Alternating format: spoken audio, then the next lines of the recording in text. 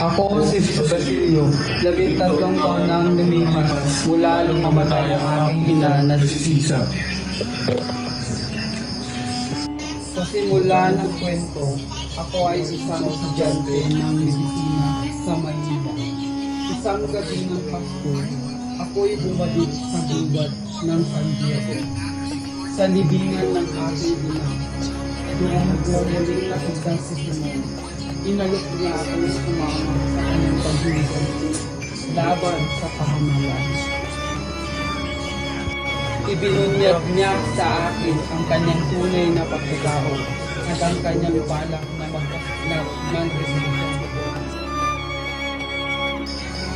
Ngunit tumanggi ako. Pinili kong manahimik at ituloy ang sa pag-aaral. Nais kong makatulong sa bayan sa pamamagitan ng aking profesyon, hindi sa dahanas. Lumipas ang mga araw at ako'y nadamay sa kisal ng mag-aaral na nagnanais magtatag ng akademya ng wikang Kastila.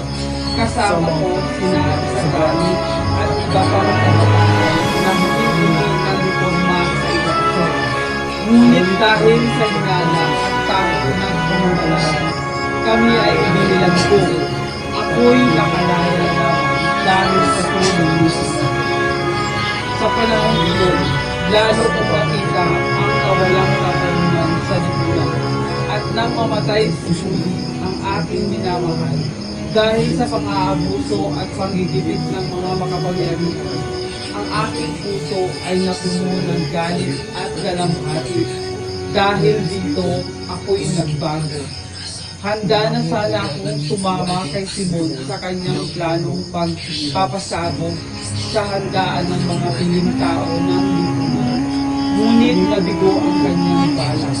Sa huli, nasaksihan ko ang pagbagsak ng kanyang pag-inverti at doon ko napagtanto na ang pagbabago ay hindi dapat nakabatay sa galit, kundi sa tunay na pagbabago.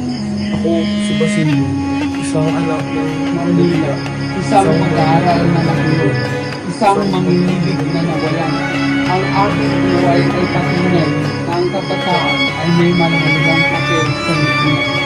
Ngunit ang landas tungo sa pagbabago ay dapat pag-isipan ng mabuti.